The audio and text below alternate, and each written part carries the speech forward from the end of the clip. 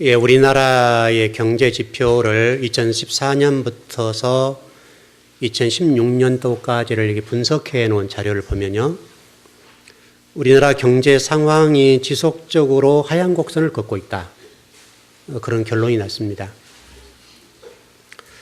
2016년도 실업률이 11년 만에 최고치를 경신했고 청년 실업률은 9.4%로 최고치를 경신했다.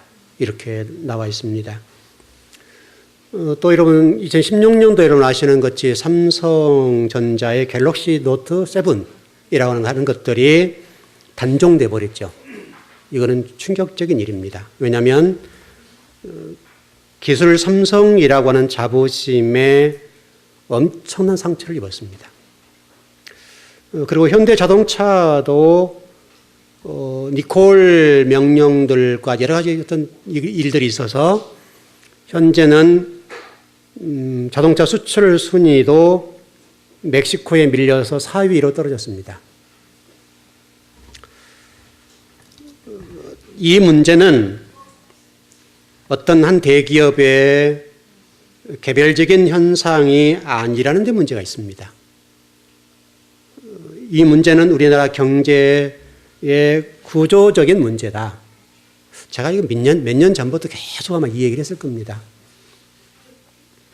여러분, 실제로 우리나라가 지금 수출을 주도하고 있는 품목들이 한 10가지가 되는데요. 반도체, 화학제품, 기계, 철강, 자동차, 선박, 무선 통신기기, 석유제품, 디스플레이 패널, 자동차 부품, 이런 것들이거든요. 이런 것들이 우리나라 수출을 주도하는 품목이에요. 그런데 이 10대 수출 품목들이 전년 대비 마이너스 수출, 이렇게 됐습니다. 그러면 우리나라가 앞으로 더 치고 올라갈 수 있는 어떤 뭔가 있는가? 그렇지 않습니다. 이제 좀 용어가 좀 그렇습니다만은 스펙트 스톰이라는 현상이라고 그래요, 이것을. 이게 다시 설명 무슨 얘기냐면 엔진이 고장, 배로 얘기한다면 엔진이 고장 났는데 선장이 구명할 수가 없고 또 동시에 그 어떤 부분으로도 회복할 수 없는 상태, 마치 우리 세월호 같은 그 정도의 상태라는 거예요, 지금요. 우리나라 사람들이 치킨을 좋아하잖아요. 그래서 용어가 요즘 나왔더라고요. 올해 닭띠여서 그런지 모르겠는데 치킨 런이라고 하는 이런 신조어가 나왔는데 무슨 말인가 하면 울타리를 둘러놓은 닭장, 울타리를 둘러놓은 닭장과 같은 형국이 우리나라다. 이렇게 얘기를 했습니다. 근데 우리가 좀 더 주목할 것은 이 울타리를 둘러놓은 형국이 우리나라인데 그럼 왜 이런 원인이 됐는가? 이 문제라는 거예요. 우리의 머릿속이 철조망으로 이렇게 울타리가 쳐졌다는 거예요. 이게 이제 우리나라 문제예요. 우리나라의 고정관념들로부터서나 또 어떤 자기 혁신적인 부분들이 일어나야 되겠는데 우리 스스로 울타리를 쳐놓고 넘질 않는 거예요. 이 문제가 큰 거예요.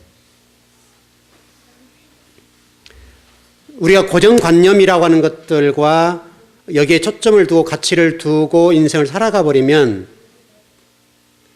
한국 경제는 아마도 계속 추락하지 않겠는가. 왜냐하면 너무나 지금 우리 한국의 이 두뇌들 또 우리 머리들이 울타리 안에 갇혀 있는 상황이에요. 이걸 뛰어넘지 못하면 끊임없이 추락할 것이다. 이런 결론이 나왔습니다. 그렇다면 이것이 어떤 우리나라 경제 문제만 그런가? 이건 전반적인 문제예요. 이거는 뭐 정치하는 사람도 마찬가지고 또 심지어는 교회도 똑같아요. 신학도 똑같아요. 제가 지금 가장 답답해하는 것이 지금 이 신학의 문제예요. 결국 이 문제는 한국 전체 문제인데 결국은 우리 스스로 철조망을 쳐놓고 우리 스스로 우리 안에 또는 머릿속 안에 갇혀버린 거예요. 이걸 치킨 런이라고 그래요.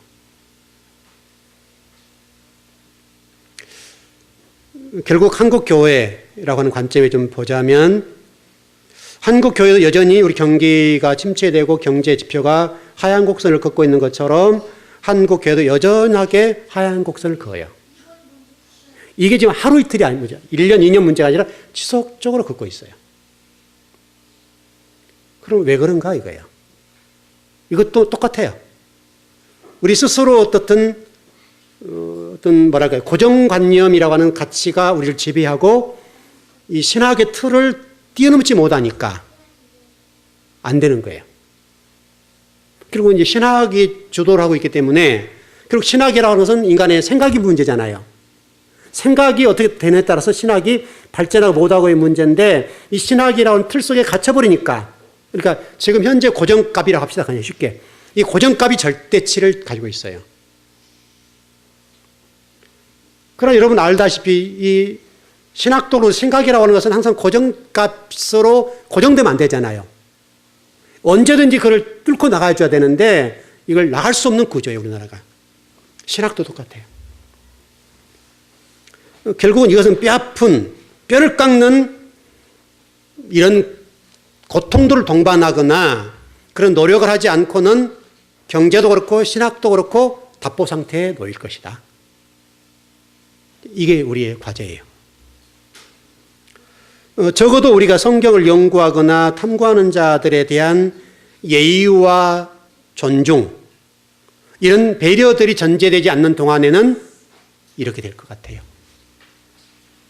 그러니까 우리가 어떤 성경을 연구하는 사람들의 신학자가 됐든 목회자가 됐든지 간에 그분들에 대한 예의와 존경과 배려가 전제돼야 돼요. 이게 안 되면 이 갇혀있는 우리 안을 뛰어넘을 수가 없어요. 그런데 놀랍게도 우리나라 사람들은 한번 고정관념 또 가치가 생각이 고정값으로 되면 이걸 안 넘으려고 그래요. 이게 우리나라 한계예요. 결국 우리나라 자원이라고 하는 것은 우리 머리밖에 없잖아요. 우리나라에 자원이 뭐가 있어요? 결국 우리가 이 머리가 세계를 뚫고 나가줘야 되겠는데, 똑똑한 머리인데도 불구하고 우리나라 사람 정말 머리 똑똑하거든요. 근데 이 생각이라고 우리 속에 고정관념으로 딱 갇혀버리니까 뚫고 나가지 못하는 거예요. 이건 우리 환경의 문제 같아요. 우리 성경이라는 관점에서 신학의 문제가 바로 이런 문제예요. 제가 지난 수요일 및 산상순을 공부하면서 상당하게 파격적인 부분들을 얘기를 많이 했어요. 그래서 아예 영상 녹음을 안 했어요. 녹화를 못 하겠어요.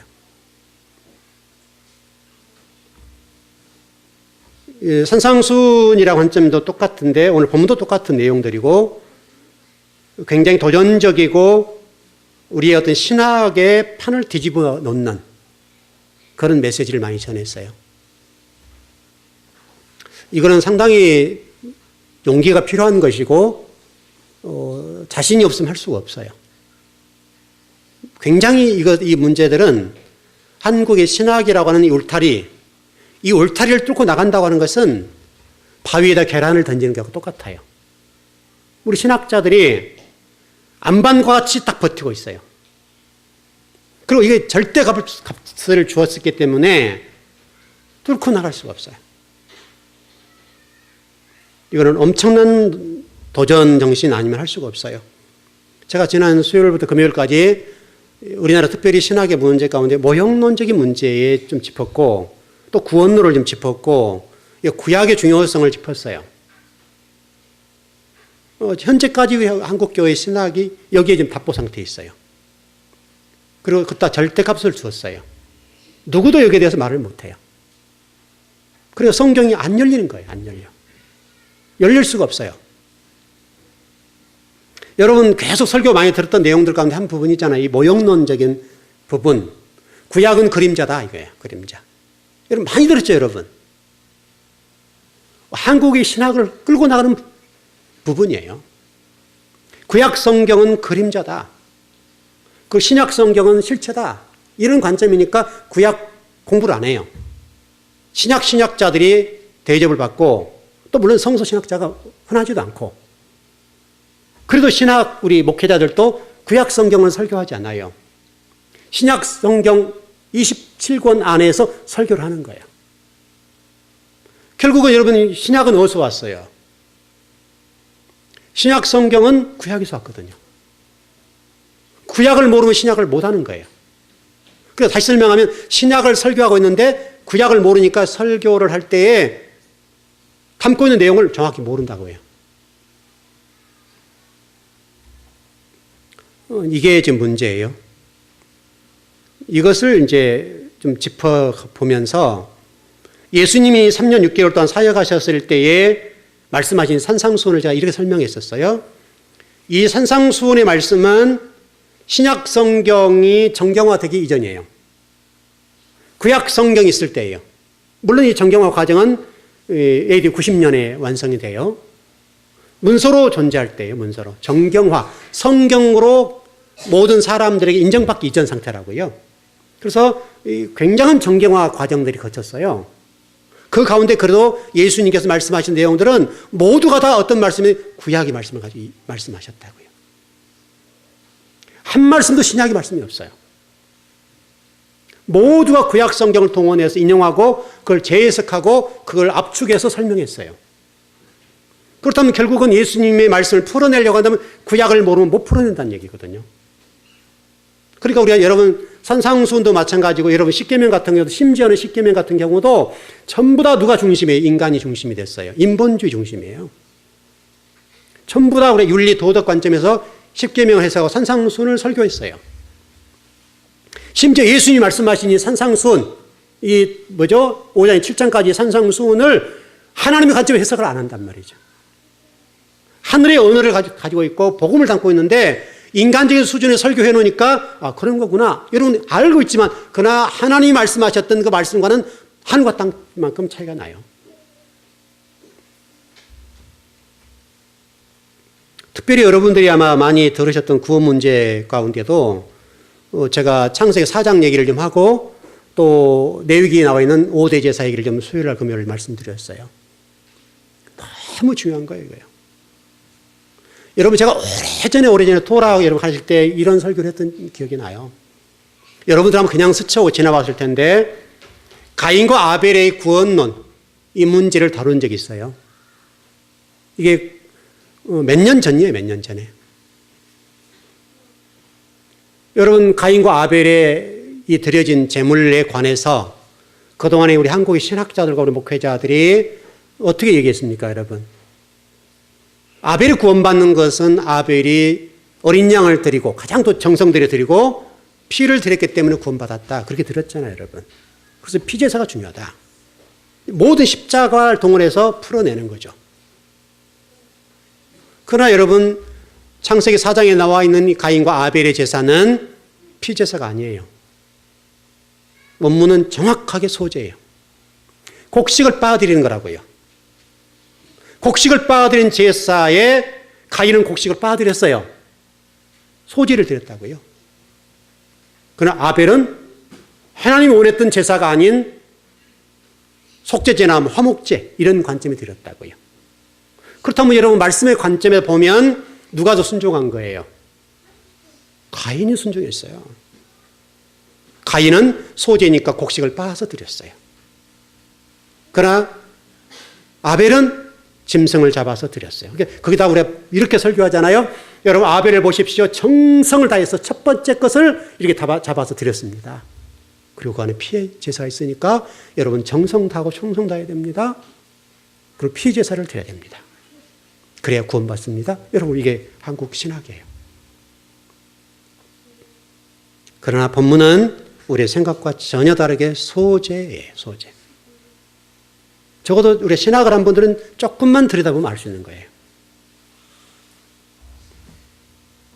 그렇다면 이 문제는 여러분 소제에 가인이 소제를 드렸는데 구원받지 못했어요. 그럼 어떻게 해석할까요, 여러분? 해석이 안 돼요.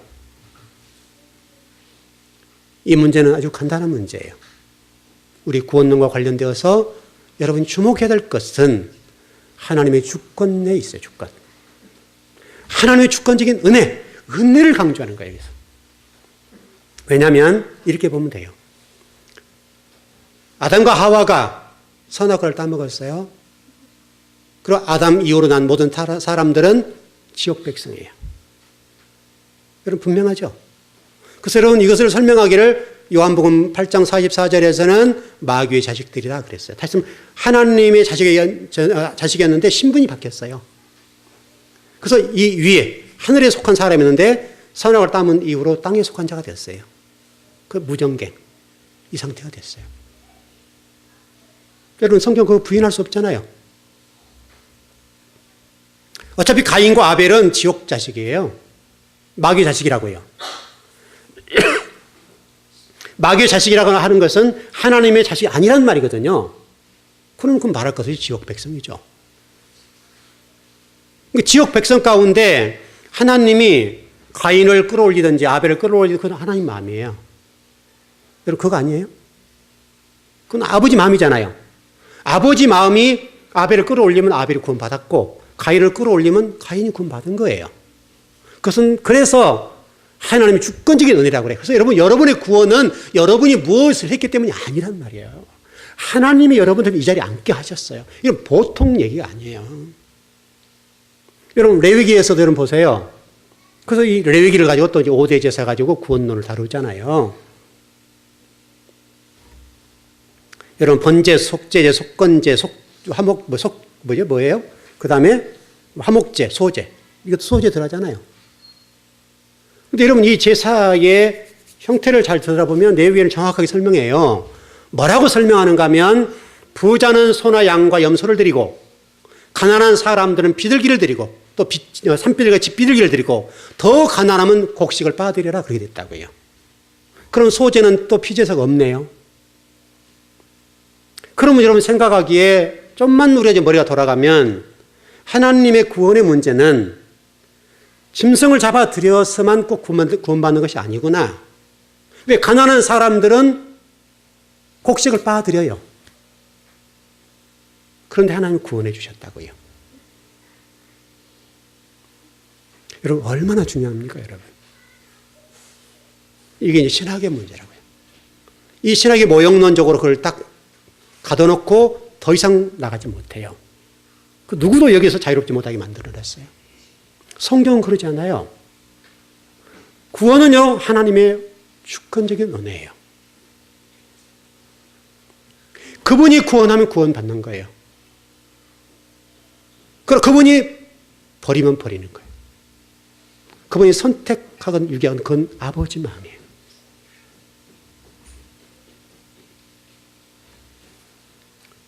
그런 측면에서 여러분 하나님이 형상을 회복한다는 것은 대단히 중요한 거예요. 우리가 지금 듣건 이 설교는요 여러분의 구원론에 있어서는 너무너무 중요해요. 왜? 하나님이 형상이 되지 않고는 구원을 못 받아요.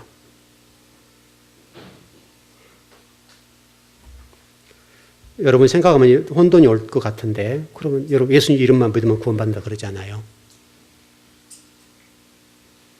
여러분 그러지 않아요. 구원의 주체는 하나님이세요. 뒷부분에 좀 시간이 되면 더 설명을 드리고요. 시간이 안 되면 다 오늘 설명 못 할 텐데 하여튼 나가보겠습니다.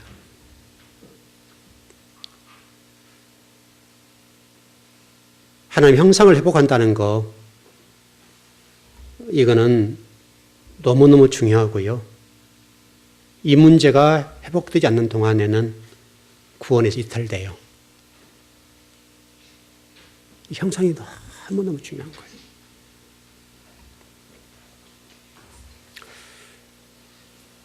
좀 풀어보자면 이렇게 제가 이렇게 좀 설명을 드린 기억이 납니다.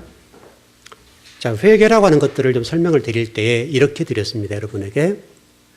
회개라고 하는 것은 하나님 잘못했어요. 이제 우리가 이게 회개잖아요. 그런데 이 회개는요, 끝이 없어요. 하나님 말씀하는 회개는 그런 개념이 아니에요. 이미 우리는 죄인이에요. 여러분이 1000번, 1000일을 금식하고 또 드려도 죄인이에요. 회개라고 하는 것은 그런 게 아니에요. 회개가 뭐냐면 이렇게 보면 돼요. 마귀의 자식이라는 관점. 마귀의 생각을 가지고 있던 이 생각, 이 생각을 하나님 생각으로 돌려놓는 것. 다시 말하면 땅 지향적인 사고를 하나님 지향, 하늘 지향적인 사고로 돌려놓는 것. 이게 회개라고 그래요. 늘 땅을 지향했던 사고, 이 사고에서 하나님의 생각하는 사고로 돌려놓는 것. 그래서 창세기 1장 1절을 설명할 때 머리 문제를 레슈트라는 단어를 썼잖아요. 머리가 그리스도로 개간되지 않으면 안 된다. 물론 그 어근은 러시라는 단어인데요. 이 머리라는 말이거든요. 머리. 생각이 바뀌지 않으면 안 돼요. 땅 지향적인 생각에서 하나님 지향적인 생각으로 바뀌지 않으면 구원이 이루어지질 않아요. 그걸 지어가는 것, 그 성전을 지어가는 것이 신앙생활이에요. 그 성전을 지어가는 방법은 진리라는 단어가 에메트라는 단어잖아요, 여러분. 에메트라는 단어가 히브리어 첫 자와 중간 자와 끝 자거든요. 다시 말하면 하나님 말씀으로 지어간다는 거예요. 이게 대단히 중요한 말이에요, 여러분. 그래서 여러분 구원론에 있어서도 이 에메트라는 단어는 너무너무 중요해요. 여러분 예수님 이름을 믿으면 구원받는다 이렇게 돼 있잖아요. 여러분 그러지 않아요. 예수님 이름으로는 그 당시 제가 이렇게 설명한 적이 있어요. 예수님의 이름이라고 하는 것은 흔했다. 흔한 이름이었다. 그리고 예수님은 이런 십자가 지고 돌아가셨잖아요. 그랬죠. 나중에 우리가 산상수훈 화목이란 평강 이쪽 다룰 때 설명을 드릴게요. 더 구체적으로는. 중요한 것은 예수님의 이름으로가 아니라 예수님이 말씀하신 그 말씀이에요. 말씀. 예수님이 이 땅에 성육신 하셔서 말씀하신 그 말씀이에요. 말씀. 그 말씀이 여러분들을 구원하고 못하고 해요. 여러분 천지의 만물을 뭘로 창조하셨어요? 말씀이죠, 여러분. 여러분 그러지 않아요? 에메트라는 단어, 히브리어 첫 자와 중간 자와 끝자 정확하게 그렇게 정리가 되어 있어요. 그리고 진리, 그 진리가 누구세요? 예수 그리스도. 형상도 똑같아요. 그래, 형상이라고 하는 단어를 풀어내 보겠는데, 이 하나님 형상이라고 하는 도대체 뭐냐 이거예요. 하나님의 형상이 뭔지를 모르면 내가 어떤 형상인지를 모를 거 아니에요. 그렇죠? 우리 하나님 형상을 우리 지었다고 그랬잖아요. 그 하나님 형상을 모르면 내 형상을 모르는 거예요. 어떻게 보면 우리가 신앙생활을 좀 오래 해왔지만 내가 어떤 형상인지를 몰라요. 그래서 이 히브리어를 공부할 때는 반드시 꼭 통과해야 될 게 있어요. 스트롱 코드라는 게 있어요. 스트롱 코드는 뭐냐면 성경의 천지라는 단어에 기호를 붙였어요. 이게 어떤 사람이 붙였냐면 스트롱이라는 사람이 붙였어요. 이게 어떤 학자인데 스트롱이라는 학자가 코드를 붙여놨어요. 제가 전번에 서점에 가보니까 저쪽 어떤 신학교, 백석 신학교에 변순복 교수라는 분이 계세요. 제가 그분 책을 좀 많이 읽었는데 그분이 성경 한 구절 한 구절 구절 구절마다 스트롱을 달아놨더라고요. 그게 숫자예요. 그걸 스트롱 코드라 그래요. 그래서 여러분 스트롱 코드는 이 형상이라는 단어를 찾아보니까 6754번이에요. 여러분 별로 관계없는데 저에게는 중요해요. 6754번인데 6754번에 들어가서 보면 뜻이 나와요. 이제 이렇게 찾아 들어가는 거예요. 형상이라는 단어의 어근을 찾아 쭉 들어가는 거예요. 그게 이제 공부예요. 그걸 가지고 연구를 하는 거예요. 뜻을 찾아서 계속 뿌리를 들어가요. 그래서 6754번 들어가면 그 어근이 어디서 나왔다 계속 나와요. 이렇게 뿌리 계속 연결 들어가요. 그걸 히브리어 원어는 젤렘이라는 단어예요. 이제 물론 발음상은 젤렘이라고 하기도 하고 그러는데 이게 하나님 형상이에요. 이 하나님 형상이라고 하는 것들이 젤렘이라는 단어를 일단 우리가 좀 기억했으면 좋겠어요. 근데 주목할 것은 이 젤렘이라는 단어는요, 하나님인데 분명히 하나님 형상인데 이 하나님 형상이 어떻게 쓰이냐에 따라 달라져요. 똑같은 단어인데 우상에게도 써요. 또는 독종에게도 써요. 다시 설명하면 우리가 하나님을 믿고 있는데 하나님을 제대로 알지 못하면 엉뚱한 형상을 믿고 있으면서 하나님 믿는다고 얘기할 수 있다 이거지. 이게 형상이에요. 우상에게도 쓰이고 독종에게도 똑같은 젤렘이라는 단어가 사용돼요. 이건 굉장히 우리가 주목해 볼 부분이에요.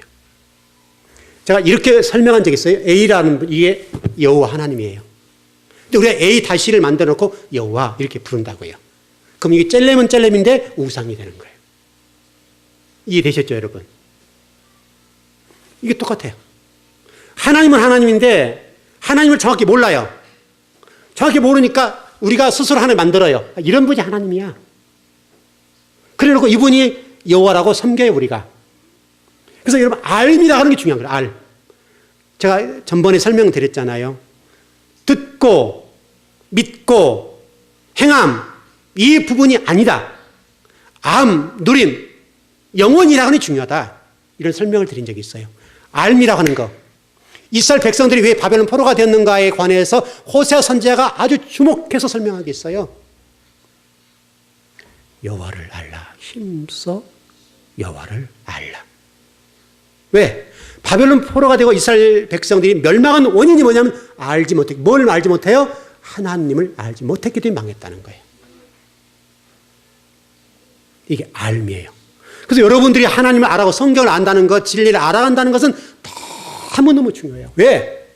여러분이 정말 하나님을 섰을 때 마지막 심판 때에 여러분을 평가를 뭘로 하겠어요? 여러분을 어떤 것을 평가하겠어요? 그 말씀을 아는가 모르는가. 그게 평가의 기준이에요. 주목해요, 여러분. 예수님이 말씀하셨던 그 말씀, 그게 여러분을 평가하는 기준이에요. 그래서 여러분, 제가 예수님이 아닌, 그 자체가 예수님이시죠. 우리 요한복음에 보면 그 말씀 예수님이시잖아요. 예수님이시지만 정확하게 설명하자면 그 말씀이라고요. 예수님이 말씀하신 그 말씀.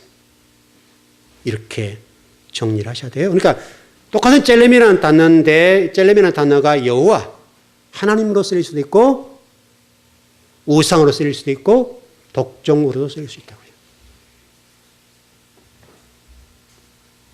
그러니까 우리가 이 단어를 정확하게 이해한다는 좋아요. 이 젤렘이라는 단어가 성경에 보게 되면 몇 군데 나와 있질 않아요. 우리가 오늘 보았던 본문, 그리고 창세기 5장 3절, 9장 6절 이 정도로 나왔어요. 이게 하나님께 쓰이는 여호와, 젤렘이라는 단어예요. 그 나머지는 똑같은 형상으로 나올 수 있는데 우상으로 쓰이기도 하고 독종으로 쓰여요. 그게 젤렘이에요.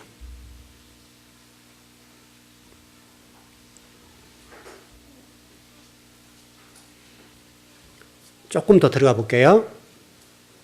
여러분, 제가 오늘 주보에는 27절, 28절 해놓고 26절을 읽었어요. 26절을 읽었는데 26절이 주목해 볼 본문이에요. 말씀이에요. 여기 보기에는 뭐라고 되냐면 하나님이 자기 형상과 자기 모양대로 사람을 지었다. 그렇게 돼 있어요. 근데 27절에는 여러분 잘 보세요. 하나님이 형상으로 남자와 여자를 창조했다. 그래 됐다고요. 그렇게 돼 있죠? 그래요, 안 그래요? 이 문제가 아주 주목하셔야 돼요. 다시 설명하면 이렇게 표현할 수 있겠어요? 하나님의 형상과 모양이라고 하는 이 단어가 젤렘이라는 단어와 데모트라는 히브리어예요. 하나님의 모양, 이 말이 데모트라는 말이에요. 그런데 놀랍게도 27절에서는 데모트가 없어져 버려요. 그리고 27절은 젤렘이라는 단어 속에 데모트가 들어가 버려요. 데모트가 젤렘 속에 들어가 버렸다 이 말이잖아요. 그렇죠? 이게 우리 신약 성경을 해석하고 예수님과 그리스도를 해석하는 데서는 아주 주목할 단어예요.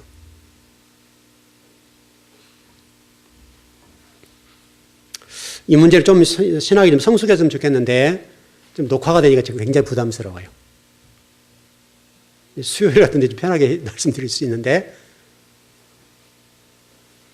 여러분 이 젤렘과 데무트라는 단어가 데무트가 없어지고 모양이 없어지고 모양이 형상 속으로 들어가요. 그리고 그 남자와 그 여자를 창조하세요. 근데 그 남자와 그 여자가 자칼 레케바예요. 자, 여러 번 설명드렸죠. 근데 이게 선악과를 따먹은 이후에 자칼 레케바라는 남자와 여자가 바뀌어요. 어떻게 바뀌는가 하면 이쉬, 이샤 이렇게 바뀌어요. 이게 놀라운 일이에요. 그래서 여러분 성경에 보면 곳곳에 여자라는 말이 많이 나와요. 이건 많이 나오죠. 예수님도 자기 어머니에게 뭐라고 그래요? 여자야 그러잖아요. 그래서 많은 사람들이 그렇게 얘기해요. 예수님이 참 싸가지 없다. 자기 어머니가 어떻게 여자야 그렇게 하냐 이거죠. 그럼 예수님이 이런 싸가지가 없어서 그럴까요? 예수님이 자신의 어머니에게 여자요 라고 하는 이 부분은 우리가 많이 생각해 봐야 돼요. 그러나 여러분 그 여자인 마리아잖아요. 그 마리아가 예수님 돌아가시고 무덤에 갇힐 때에는 여자라는 표현이 없어요. 마리아. 제가 일전에 마리아 설명하면 해드린 적 있죠? 마리아. 그래 나와요. 이 여자로는 여러분 구원이 안 돼요. 여자가 신부가 돼야 되고 이것이 레케바가 돼야 되고 자칼이 돼야 되고 더 높이 올라가면 젤렘이 돼야 돼요. 그래서 여러분 신약 성경에 보면 복음서에 하나님 말씀 알면 신이다 그랬어요. 신. 신이라면 여러분이 신이다 그런 말이 아니에요. 하나님과 같은 생각과 하나님과 같은 행동을 하고 하나님이 생각하고 뜻하고 계신 바와 똑같다는 거예요. 이 상태가 됐다 그 말이죠. 뭘 통해서? 말씀을 통해서. 그래서 여러분 창세기 1장을 설명할 때 제가 이런 설명을 드린 적이 있어요. 그리스도 예수라는 관점에서 창조를 봐야 된다. 기억나나요? 첫째 날, 쉽게 설명하면 첫째 날, 셋째 날은 그리스도와 관련된, 하늘에 관련된 부분이고요. 왜냐하면 예수님 십자가 진 이후의 모습이니까. 그렇죠? 이분은 여러분 그 복음서에 보세요. 그리스도가 돼. 십자가를 지고 돌아가신 이유를 그리스도라고 그러잖아요. 그 그리스도 하신 얘기가 뭐예요? 제자를 향해서 뭐 얘기했어요? 어떤 얘기했죠, 여러분? 잘 생각해 보세요. 조금 나오는 것 같아요. 어느 분이 얘기하는지 모르겠는데. 제자를 향해서 딱 한마디 하세요. 뭐라 그래요? 야, 네 평안해? 그렇게 묻잖아요. 여러분, 그 그리스도는요, 성경 구절 한 구절도 말씀 안 해요. 예수님 말씀 다 하셨기 때문에 성경에 관련된 말씀하지 않고, 야, 너 평안하냐? 이 말씀밖에 안 한다고요. 그런데 놀랍게도 여러분 그 산상수훈에 보게 되면 평안과 관련되어서 뭐라고 얘기하는 거예요? 네가 평안하고 평강하면 평화하면 너는 누구라? 네가 자식이야. 내 자식이야. 그렇게 설명해요. 읽어보세요. 성경을. 평강하뇨? 라고 말씀하는데 그 평강이 뭐라고 설명하는가 하면 너는 내 자식이야. 하나님의 자식이라 일컬음 받을 것이요. 그리스도는 아무 말씀 안 하세요. 유일하게 평강. 그 말씀밖에 안 해요. 네가 하나님 자식이다. 그 말이에요. 그 제자들 향해서 엠마오로 가는 제자를 향해서 여러분 같이 걷잖아요. 여러분 엠마오로 내려가는 그 제자를 향해서 여러분 계속 하루를 걸어요. 근데 예수님을 못 알아봐요. 그리고 물어요. 평안하냐? 묻는다고요. 제자를 향해서도 갈릴리 가서 말씀하시고 곳곳에서 말씀하시잖아요. 근데 다른 말씀은 한 말씀도 안 하시고 너 평강하니? 이렇게만 말씀하신다고요. 그분이 그리스도세요. 바로 그 부분이에요. 그 그리스도라는 그 예수님, 그분은 첫째식에서 첫째 날에서 셋째 날에 관련된, 하늘에 관련된 거예요. 하늘에 관련된. 그리고 여러분 승천하시잖아요. 40일 후에 승천하시잖아요. 그 하나님 보좌 우편에 계시죠. 그 현재는 어떤 분 내려와 계세요? 그분이 성령으로 내려와 계시죠. 그걸 그리스도 영이라고 그래요. 성령, 그리스도 영 그렇게 설명해요. 넷째에서 여섯째, 일곱째 쭉 나가서 안식일까지 들어가는 부분을 예수님이 사역하신 것과 똑같이 공생의 사역과 같은 거예요. 그 공생의 사역하신 예수님은 땅에 관련된 일을 하세요. 그게 여러분 천지창조예요. 우리가 지금 그 모습이에요. 우리가 지금 땅에 속했던 사람들을 하늘에 속한 자로 올려야 되겠다. 그 말이에요. 그게 형상이라는 거예요. 형상 회복은 바로 그런 얘기예요.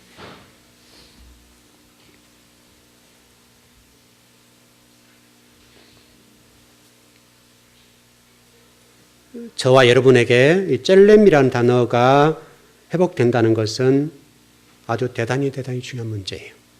왜냐하면 지금 저와 여러분은 이시와 이샤로 살아가는데 이 이시와 이샤는 아주 오래 주목해 볼 부분이에요.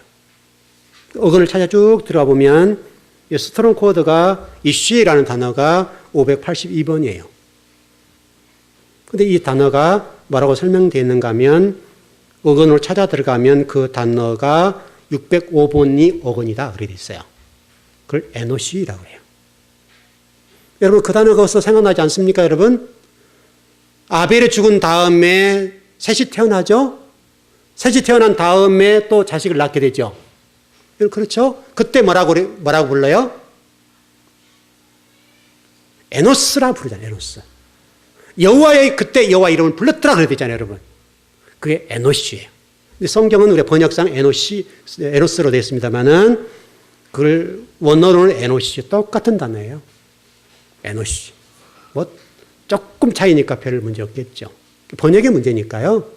그때 하나님 이름을 불렀더라. 여호와 이름을 불렀더라. 그때 비로소 여호와 이름을 불렀더라라고 됐다고요. 다시는 여호와 이름을 불렀다는 얘기가 어떤 얘기였어요? 젤렘으로 회복됐다 그 말이잖아요. 근데 이 에노시라는 단어 또 이슈 다 똑같은 건데 어떤 이슈가 에노시가 됐으니까 이 이슈라는 단어는 전 인류 사람 이걸 설명해요. 전 인류를 설명할 때는 에노시 또는 이슈라고 그래요. 그래서 아담의 후손들은 원죄를 가지고 있다. 그렇게 설명하잖아요. 그렇게 이해하시면 될 것 같아요. 그런 내용과 더불어서 이 에노시라는 단어는 아주 대단히 주목해 볼 부분이고 그렇게 나갈 수 있습니다. 그런데 주목할 부분은 이 이샤라는 단어인데 이샤라는 단어들을 좀 정리해 보면 이 이샤라는 단어들이 뭐라고 설명되어 있는가 하면 불이라고 설명되어 있고 또 이슈라는 단어는 이렇게 되어 있어요. 거의 치료 불가능한 병이나 상처를 입었다. 치료가 불가능하대요. 여러분과 제가 어떤 병에 걸렸다 합시다. 근데 이 병은 병원하면 낫지요. 근데 어떤 경우는 나을 수가 없어요. 이슈의 상태, 남자, 전 인류의 여러분과 저의 상태는 병은 걸렸는데 치료할 수 없는 병. 이게 이슈. 또 이샤라는 단어는 불이다. 그렇게 설명돼요. 이샤라는 단어가 불이기 때문에 이 불이라는 것은 태워져 없어질 존재. 그게 이샤. 그러니까 이슈는 병이 걸렸는데 치료 불가능한 질병, 상태. 또 더 나가면 뭐 재앙, 부패함, 또 더 이미 상처를 입은 상태, 뭐 재앙 이런 뜻도 있고 여러 가지 뜻이 있어요. 그러나 이샤라는 단어는 여자라고 하는 건데 이 단어가 불 또는 희생 제물 이렇게 되어 있습니다. 태워서 드려야 될 거예요. 태워서 드리는 거예요. 이게 여자라는 단어입니다. 여러분 태워 드려야 우리 살아요. 그것을 이샤라는 단어로 쓰고 있습니다. 또 더 나가서 이 단어를 설명드리자고 한다면 이 이샤라는 단어는 하나님의 진노, 이런 뜻도 있습니다. 지금 다 설명할 수 없어요. 시간이 다 돼버렸으니까. 좀 정리를 해보면 성경은 이렇게 설명하죠. 이샤를 설명하면서 아담과 하와를 설명하면서 결혼 얘기를 풀었잖아요. 아담이 부모를 떠나 여자와 한 몸을 이룰지라. 그렇게 됐죠. 이게 이제 하나예요. 이샤가 하나가 돼야 된다. 왜냐하면 이게 분리된 상태잖아요. 치료 불가능하고 불이고 심판하고 없어져야 될 상태예요. 고칠 수가 없어요. 한 몸이 돼야 된다. 그 상태가 성경에 정확하게 설명이 되어 있다 이 말이죠. 자, 좀 정리를 해보십시오. 결론적으로 정리하겠습니다. 저와 여러분이 지금 그 정도의 상태입니다. 그런데 저와 여러분에게 하나님이 은혜를 베풀어 주셨습니다. 우리는 진노 대상이고 치료가 불가능하고 불에 태워질 희생 제물밖에 안 됩니다. 그게 저와 여러분의 존재입니다. 그런데 그런 존재 위에 우리 주님이 은혜를 주시는 거죠. 그리고 내가 너를 자칼 레케바로 만들 거고 내가 너를 젤렘 상태로 만들어 놓을 거야. 그게 성경입니다. 그게 신앙생활입니다. 저와 여러분은 하나님 형상으로 회복되지 않는 동안에는 파멸될 수밖에 없고 불에 태워질 존재입니다. 그런 저와 여러분에게 주님이 주권적인 은혜로 하나님의 아들이라고 인정해 주셨습니다. 그래서 여러분 이 자리에 앉아 있는 거죠. 여러분이 어떤 무엇을 드리기 때문에 무엇을 어떻게 했기 때문에 문제가 아니라 하나님의 주권적인 은혜로 마땅히 태워져야 되고 마땅히 고칠 수 없고 회복 불능 상태인 저와 여러분, 그런 존재들에게 은혜를 주셨습니다. 여러분을 젤렘 상태로 만들어 놓으시겠다는 것이 하나님의 생각입니다. 그걸 가지고 성경 전체가 쫙 열어가는 거예요. 그렇게 가고 있습니다.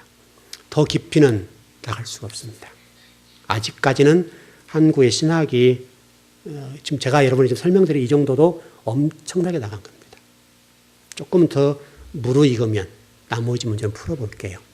산상수훈 할 때는 녹화가 안 되니까 그때는 좀 더 자유롭게 더 좀 들어가 보겠습니다. 이 정도 정리하고, 여러분 오늘 시간 예배를 드려 오셨는데 여러분의 신분이 이제 젤렘 상태로 들어가는 단계에 있다라고 생각하고 부지런히 말씀을 배우고 알아가길 바랍니다. 그럼 주님이 여러분들이 놀랍도록 은혜를 베풀어 주실 것입니다. 기도하겠습니다.